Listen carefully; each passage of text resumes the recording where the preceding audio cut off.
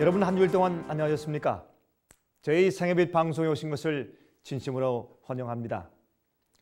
우리는 지난 시간을 통해서 결국 어느 세력이 이 지구를 지배할 것인가 제1부를 함께 공부했습니다.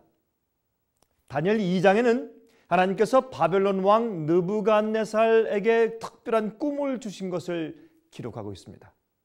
그 꿈은 그 후로 2500년 동안의 유럽과 중동 지역에 있는 나라들의 흥망성쇠를 예언하고 있는 것입니다. 이 세상 나라의 왕들이 지배하는 것이 아니라 하늘에 있는 하나님께서 이 지구를 움직이고 계시다는 사실을 그 꿈을 통해서 느부갓네살 왕에게 알려주신 것입니다. 그런데 문제는 이 왕이 그 중요한 꿈을 꾸고 난 다음에 아침에 그만 잊어버리고 말았죠. 그래서 그는 특별 보좌관들과 학자들, 술사들을 다 불러서 내 꿈을 먼저 무슨 꿈을 꾸었는지 알아맞추고 그 다음에 그 꿈에 대해서 해몽하라고 닥달을 했습니다. 여러분이시여, 어떻게 남의 꿈을 알아맞힐 수 있습니까? 그 사람 마음속에 들어가기 전에 어떻게 그 사람이 무슨 지난밤에 꿈을 꾸었는지 알 수가 있을까요? 여러분, 왕의 논리는 이러했습니다. 너희가 신과 교통한다고 늘 주장했지 않느냐? 너희는 앞으로의 모든 미래를 알려준다고 확신한다고 그렇게 나한테 조언했지 않는가? 그러므로 너희가 믿는 너희들의 신이 이 꿈을 주었다면 너희도 그것이 무슨 꿈이었는지 알 수 있는 것이 아니겠는가? 그것이 그 왕의 논리였습니다. 그래서 이제 그들에게 꿈을 먼저 알아맞추라고 이렇게 닥달을 한 것입니다. 그때 그들이 어떻게 했습니까? 오 왕이시여, 만세수를 사옵소서. 왕께서 꾸신 꿈을 우리에게 알려주시면 해석해 드리겠나이다. 여러분이시여, 만약 꿈을 이야기해 주면 누구나 다 해몽할 수 있지 않겠습니까? 저도 할 수 있겠습니다. 적당히 꾸미면 되지 않겠습니까? 여러분이시여, 추측하면 되지 않겠습니까? 그때 왕이 말했습니다. 너희가 지난밤 꿈을 알아맞추지 못하면 어떻게 너희가 좋은 해몽을, 미래에 관한 해몽을, 신이 준 그런 꿈의 해몽을 나한테 말할 수 있단 말인가? 그렇게 지금 이 왕이 분노하고 있는 것입니다. 여러분, 지난밤에 꾼 꿈을 알아맞추지 못한다면 어떻게 2500년간의 미래를 예언할 수 있단 말입니까? 그래서 그들은 엉터리였습니다. 그래서 왕은 분노한 나머지 너희가 지금까지 말한 것이 전부 다 거짓말이구나. 다 이들을 내어다가 사형을 집행하라. 그리고 그들의 집은 거름더미를 삼을지어다. 그렇게 분노한 왕이 명령을 한 것을 우리가 들었습니다. 그때 다니엘과 유대에서 붙잡혀갔던 다니엘과 세 친구들도 그들 학자들 가운데 있었죠. 젊은 다니엘이 끌려가서 주 앞에 충성을 다하는 삶을 사는 것을 우리가 다니엘 2장에서 읽을 수 있는 것입니다. 그럴 때 다니엘이 말했습니다. 장군이시여, 왜 그렇게 급합니까? 저한테 며칠간 여유 주십시오. 그러면 그 꿈에 대해서 알려드리겠습니다. 라고 그렇게 부탁을 했습니다. 그래서 그는 왕에게 며칠째 기간을 얻은 다음에 다니엘은 세 친구들과 함께 기도하기 시작했습니다. 하늘의 하나님께 기도하기 시작한 것을 우리가 배웠습니다. 기도한 다음에 하나님께서 다니엘에게 똑같은 꿈을 주시고 또한 그 천사를 통해서 그 꿈의 해몽을 주신 것을 우리가 성경에서 읽을 수가 있는 것입니다. 그때 다니엘이 이제 느부갓네살 왕에게 이제 끌려갔습니다.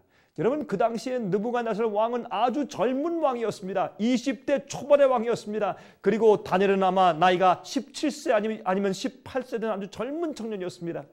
그러나 성령의 은혜가 충만한 사람이었습니다. 주님의 뜻대로 사는 청년이었고 또한 절제하는 그런 결심을 했기 때문에 그의 마음은 깨끗했고 또한 그의 정신력도 강해서 하나님의 놀라운 것들을 깨닫는 지혜를 얻었다고 성경은 말하는 것입니다. 그가 말을 하죠. 왕이시여, 왕께서 꿈 가운데서 큰 신상을 보셨습니다. 그 신상은 머리는 금이고 어깨와 팔과 가슴은 은이고 배와 넓적다리는 동이고 두 다리는 철이며 또한 발과 발가락은 철과 진흙이 섞여 있는 그런 신상을 보았습니다. 그때 왕이 그래 맞다, 무릎을 치면서 맞다, 다니엘아, 너희 하나님의 참신이다. 그때 이 다니엘이 그 왕에게 하나님께서 주신 그 꿈의 해석을 알려주기 시작하는 것을 우리가 배웠습니다. 왕이시여, 왕은 바로 금머리입니다. 여러분, 그래서 바벨론 제국을 하나님께서 금머리로 그렇게 이제 상징하신 것을 볼 수 있습니다. 이 지구상의 역사의 바벨론 제국부터, 여러분, 이 예언들은 말이죠, 항상 그 계시를 받는 선지자가 살던 시대부터 출발하는 것입니다. 그래서 바벨론 제국부터 이 세상 끝날까지의 이 지구 역사의 흐름에 대해서 줄거리를 간단하게 만화처럼 계시로 주님께서 보여주신 것입니다. 왕이시여, 왕은 바로 금머리입니다 그랬습니다. 그래서 바벨론 제국은 바로 금머리로 상징된 것입니다. BC 605년부터 BC 539년 동안에 다스렸던 놀라운 강대 국가 말입니다. 중동 지방을 다스리던 강대한 제국이었습니다. 여러분, 고고학을 발견해보면, 고고학적으로 연구해보면 그 당시에는 금을 많이 썼고 금 장식들이 그 바벨론 제국에 풍부했습니다. 그래서 그 나라를 금으로 상징하는 것은 얼마나 합당한 것입니까? 그런데 그 나라가 영원히 갈 것이 아니라는 것입니다. 그 다음에 왕만 못한 나라가 생긴다고 이렇게 다니엘은 이제 설명해 주었습니다. 바벨론을 정복하며 일어난 두 번째 제국은 다른 제국이 아니라 메데 페르시아 제국이죠. 다니엘 5장을 읽어보면 다니엘 5장에 이제 여러분 이 느부갓네살 왕의 손자인 벨사살 왕이 1000명과 함께 연회 중에 참 술을 마시면서, 특별히 여러분 예루살렘에 있는 성소에서 가져온 금, 은, 기명, 거룩한 예식에 쓰는 금, 은, 기명을 가져다가 하늘의 하나님을 모독하면서 술을 마실 때, 그때 핏기 없는 손이 그만 그 벽에 나타나지 않습니까? 그때 이 왕과 이 모든 그 귀인들은 다 부들부들 떨었습니다. 그때 손이 이렇게 기록을 했습니다. 그 벽에 메네 메네 데겔 우바르신. 그 뜻은 무슨 뜻입니까? 달아보니 부족하여 왕국이 메데와 페르시아 사람들에게 나누어 준받을 것이라, 그런 예언입니다. 그날, 바로 그날 밤에 말이죠, 밑에서 이 바벨론 제국을 밑에 흐르고 있는 그 유프라데스 강을 빼돌리고 그 물을 위에서부터 빼돌린 다음에 수문을 통해서 페르시아 군들이 쳐들어왔습니다. 그래서 바벨론 도성이 멸망된 것을 우리가 역사에서 볼 수 있지 않습니까? 하나님께서 페르시아 제국에게 그 나라를 주셨다, 그런 뜻이었습니다. 오늘은 은가슴으로 상징된 페르시아 나라부터 다시 공부해 보도록 하겠습니다. 여러분, 페르시아 나라의 이 두 번째 왕국입니다. 은으로 상징된 나라죠. 이 페르시아의 젊은 왕은 고레스 왕입니다. 메데와 페르시아가 동맹을 했는데, 여러분, 이 페르시아의 왕인 고레스 왕이 쳐들어와서 이제 승리한 것이죠. 여러분, 이사야 44장 28절부터 45장 3절까지 읽으면, 그가, 이 고레스 왕이 태어나기 전에 150년 전에 이미 하나님께서 그에 대해서 성경의 이사야서에 예언해 두었습니다. 다음과 같이 말씀한 것을 우리가 발견할 수 있습니다. 고레스에 대해는 이르기를, 그는 나의 목자라, 나의 모든 기쁨을 성취하리라 하며, 예루살렘에 대하여는 이르기를 중건되리라 하며, 성전에 대하여는 이르기를 내 기초가 세움이 되리라 하는 자니라. 나 여호와는 나의 기름받은 고레스의 오른손을 잡고 열국으로 그 앞에 항복하게 하며 열왕의 허리를 풀며 성문을 그 앞에 열어서 닫지 못하게 하리라. 내가 고레스에게 이르기를, 내가 내 앞에 가서 험한 곳을 평탄케 하며 논문을 쳐서 부수며 쇠빗장을 꺾고 내게 흑암 중에 보아와 은밀한 곳에 숨은 재물을 주어서 너로 너를 지명하여 부른 자가 나 여호와 이스라엘의 하나님인 줄 알게 하리라, 그랬습니다. 여러분들이시여, 심지어는 성경은 그의 이름과 그가 앞으로 무엇을 할 것에 대해서 예언한 것입니다. 그가 유대인들을 해방시켜서 보낼 것을 그렇게 이미 예언한 것입니다. 여러분, 그 성경을 바로 이제 이 유대인들이, 특별히 다니엘이 가서 보여주었을 때 여러분, 이 고레스 왕이 얼마나 놀랐을까요? 그래서 고레스가 이스라엘의 하나님을 존중하게 되고 유대인들을 다시 포로에서 돌려보내서 가서 성전을 다시 짓도록 하는 명령을 처음으로 내려준 것입니다. 하나님께서는 미래를 훤히 내다보시는 분이십니다. 여러분들이시여, 하나님께서 그러므로 여러분의 생애도 아시는 것입니다. 주 앞에 굴복하십시오. 미래를 아시는 주님께 무릎을 꿇으시고 주님께 여러분의 생애를 맡기지 않겠습니까? 하나님은 우리를 아시고 미래를 아시고 이 세상과 우리 세계는 주님께서 주관하시는 것을 이해하시기 바랍니다. 여러분, 메데 페르시아 나라는 BC 539년부터 BC 331년까지 세상을 지배했던 나라입니다. 그런데 이 두 번째 나라가 또 영원히 가는 것이 아닙니다. 성경은 말씀했습니다. 다니엘 2장 39절에 말씀을 했습니다. 어떻게 말씀했습니까? 우리 한번 읽어보도록 하십니다. 다니엘 2장 39절입니다. 다음과 같이 말씀했습니다. 셋째로 또 놋 같은 나라가 일어나서 온 세계를 다스릴 것이며 그랬어요. 세 번째 나라는 바로 배와 넓적다리로 상징된 놋 같은 나라입니다. 여러분, 첫째 나라인 바벨론 뒤에 메데 페르시아가 왔습니다. 은으로 상징된 나라가 왔죠. 그 후에 세 번째 나라가 바로 이 놋으로 상징된 나라가 오는 것입니다. 다니엘 8장 20절과 21절에 말씀했습니다. 내가 본 바 두 뿔 가진 수양은 곧 메데와 파사 왕들이요, 털이 많은 수염소는 곧 헬라 왕이요, 두 눈 사이에 있는 큰 뿔은 곧 그 첫째 왕이요 그랬어요. 그러므로 성경은 이미 8장에 가서 또 해석한 것들을 페르시아 나라 다음에 일어나는 제국이 바로 그리스 왕국, 헬라 나라이다고 성경은 이미 예언하고 말씀한 것입니다. 언제? 다니엘 시대에. 그러므로 성경은 이 세상 역사의 마지막에 어떤 일이 생길 것에 대해서 계속 차례대로 줄거리를 정확하게 이해해 놓으신 것입니다. 여러분, 그러므로 세상의 움직임들은 보면서 우리가 두렵고 기절하고 놀라지만 그러나 하나님께서 인도하시는 것입니다. 여러분, 그때 젊은 왕 알렉산더 대왕을 선봉으로 세계를 신속히 그 나라가 정복했습니다. 그들은 놋으로 만든 투구와 갑옷을 입고 싸우는 것으로 유명했습니다. 그래서 놋으로 만든 방패와 칼을 가진 나라로 유명하죠. 그러므로 놋으로 상징하는 것은 얼마나 적당합니까? 하나님께서 그것을 미리 아시고 놋으로 그 나라를 상징하신 것입니다.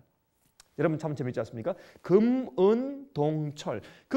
이 금속의 가치는 점점 떨어지지만은, 다시 말해서 그 나라들의 부함은 바벨론 나라보다 조금씩 못해지지만 그러나 점점 금속의 강도가 강해지죠. 다시 말해서 군사력은 점점 강해지는 것을 세상 역사의 흐름을 그렇게 설명해 주신 것입니다. 간단하게. 여러분, Historical Library 제16권 12장에서 역사가 아리아는 다음과 같이 기록했습니다. 알렉산더의 이름이 미치지 아니한 나라나 도시나 사람들이 없었는데 마치 그의 출생과 업적에 하나님의 손이 함께 하신 것과 같이 느껴진다. 여러분이시여, 역사가도 그렇게 기록했습니다. 이 세상 역사는 하나님의 손으로 꼴지어지고 있습니다. 주님께서 주관하시는 것입니다. 사람이 이렇게 저렇게 하는 것이 아닙니다. 주님께서 그 줄거리를 그렇게 인도하시는 것입니다.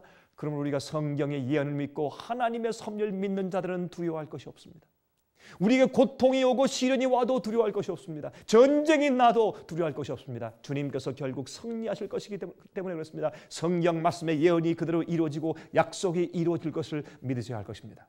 성경은 이 그리스가 헬라가 일어나기 전 200년 전에 그 나라 이름을 언급했습니다. 이 헬라는 말이죠, BC 331년부터 BC 169년까지 다스린 나라였습니다. 그러나 이 나라도 영원히 가지 못할 것이라고요. 철로 상징된 네 번째 왕국이 일어날 것이라고 성경은 말했습니다. 여러분, 다니엘 2장 40절에 말씀했습니다. 넷째 나라는 강하기가 철 같으리니 철은 모든 물건을 부서뜨리고 이기는 것이라.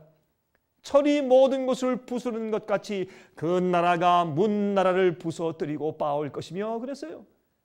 여러분이시여, 하나님을 믿지 않는 영국의 역사학자 에드워드 기본스 경은 그의 유명한 저서에서 로마 제국의 몰락에서 다음과 같이 말을 했습니다. 국가들과 왕들을 표상한 것 같은 신상의 금과 은과 놋이 그 뒤에 오는 철과 같은 로마 제국에 의해서 부수어졌다 그랬어요.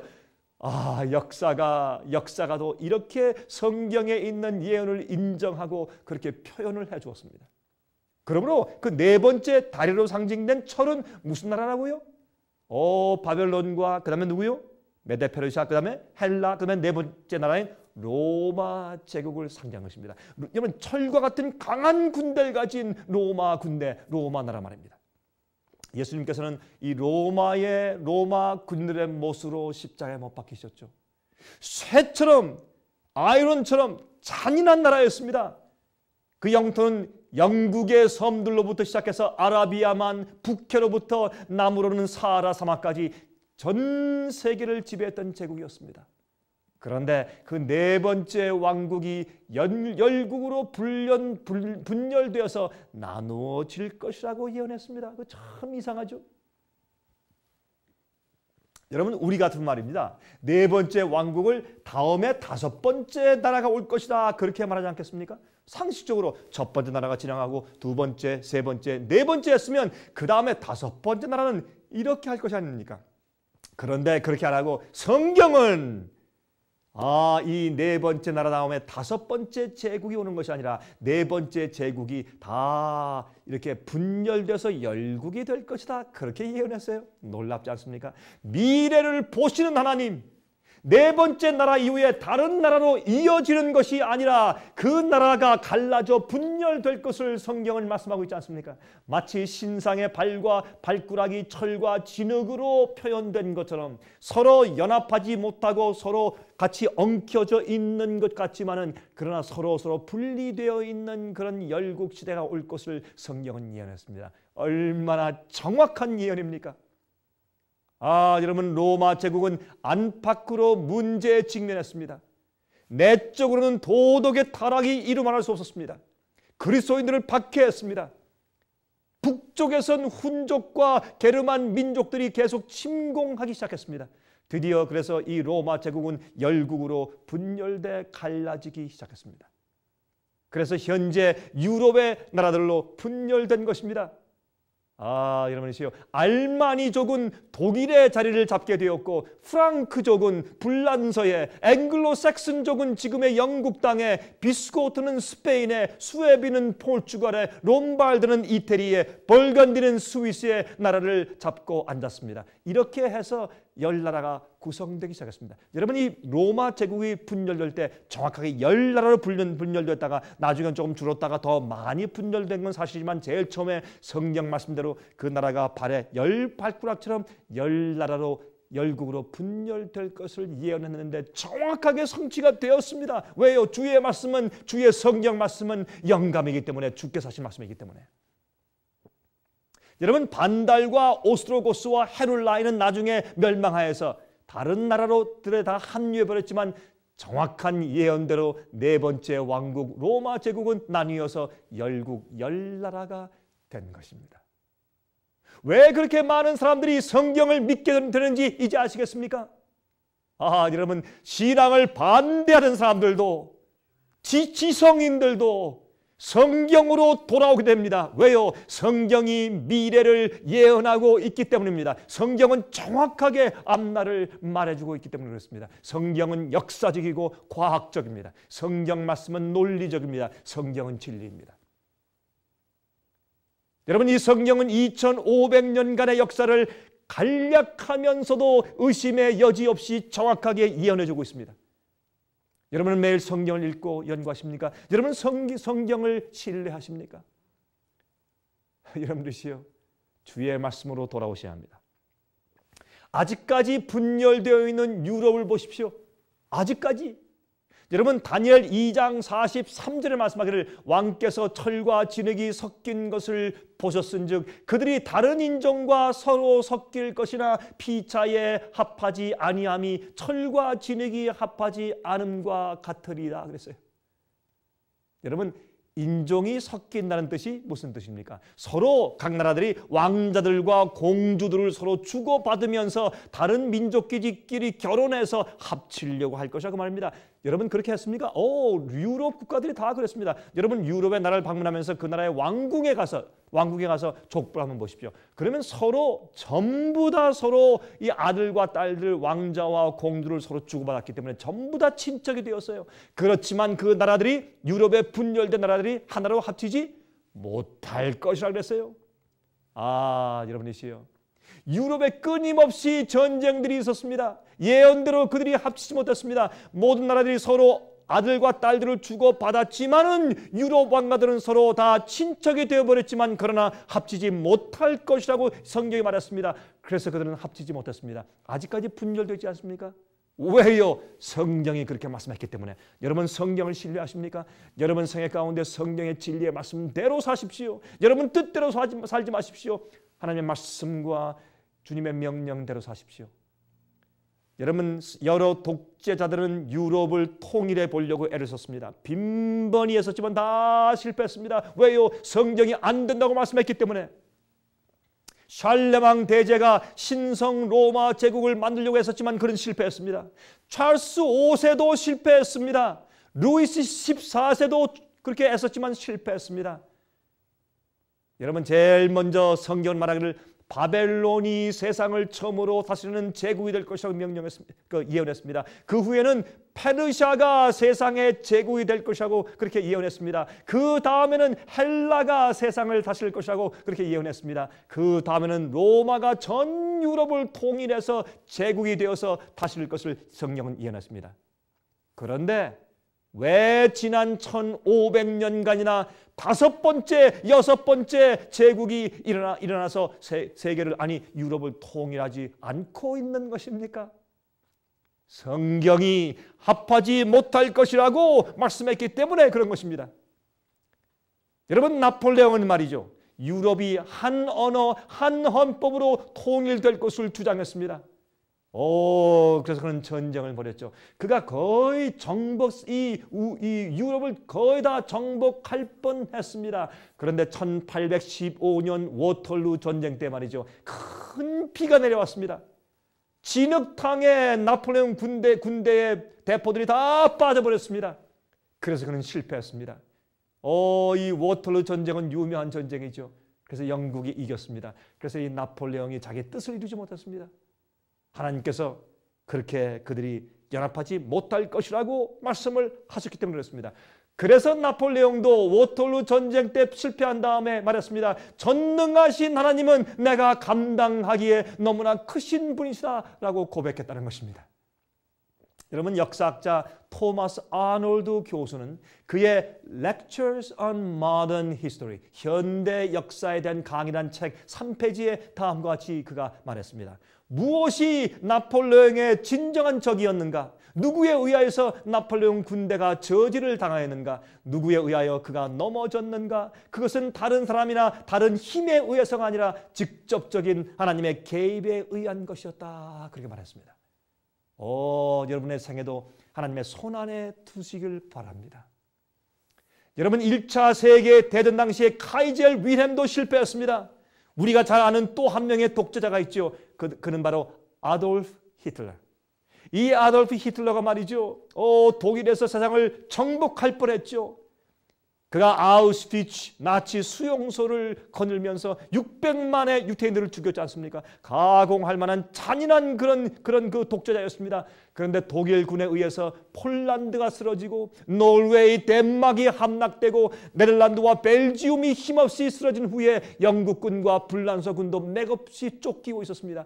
그때 독일군은 영국군을 불란서 이 북쪽 덩커크 해안으로 몰아붙여 이제는 이 바닷속으로 그들을 밀어붙일 그런 기세였습니다. 완전히 독일이 승리하는 그 승리가 눈앞에 있었습니다. 근데 갑자기 이상한 일이 생겼습니다. 안개가 좌우기 끼었습니다. 안개가 갑자기. 그래서 영국에서 모든 배를 동원해서 34만 5천 명 정도의 연합군을 후퇴시키고 거기서 재정비하고 재공격해서 연합군이 승리로 끝났습니다. 유명한 윈스턴 처칠의 그런 작전이었죠. 하나님께서 주관했습니다. 당당하던 소련도 무너졌습니다. 골바초프의 페레스트로이카 재건설로 시작해서 폴란드에서 시작한 개혁혁명이 철의 장막을 무너뜨리고 공산주의가 무너졌습니다. 왜 공산주의가 유럽을 정복하지 못했을까요? 성경이 그렇게 하지 않을 것이라고 했습니다.